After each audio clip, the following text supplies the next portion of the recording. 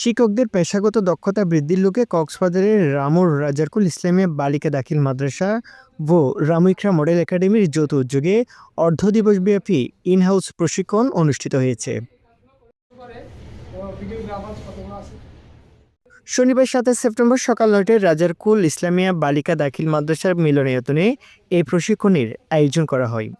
প্রশিক্ষণের প্রধান প্রশিক্ষক হিসেবে কক্সবাজার সরকারি উচ্চ বিদ্যালয়ের সিনিয়র শিক্ষক মোহাম্মদ মঞ্জুরুল হাফিজ কাদেরী আধুনিক শিক্ষাদান পদ্ধতি, শ্রেণীকক্ষ ব্যবস্থাপনা, প্রশ্ন প্রণয়ন ও উত্তরপত্র মূল্যায়ন এবং শিক্ষার্থীদের শিক্ষার আগ্রহ সৃষ্টির বিভিন্ন কৌশল নিয়ে প্রশিক্ষণ দেন।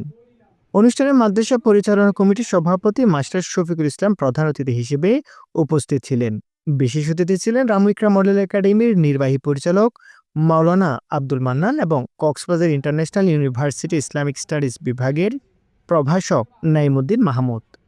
বক্তারা বলেন, শিক্ষকরা জাতি গঠনের কারিগর। যুগের পরিবর্তনের সাথে সাথে শিক্ষাদান পদ্ধতিতেও পরিবর্তন হচ্ছে, তাই সময়োপযোগী প্রশিক্ষণ গ্রহণের মাধ্যমে শিক্ষকদের দক্ষতা বৃদ্ধি করা জরুরি। এ ধরনের প্রশিক্ষণ শুধু শিক্ষকদের নয়, শিক্ষার্থীদের শিক্ষাগত উন্নয়নের জন্যও কার্যকর ভূমিকা রাখে। উভয় প্রতিষ্ঠানে প্রায় ৩০ জন শিক্ষক প্রশিক্ষণে অংশগ্রহণ করেন।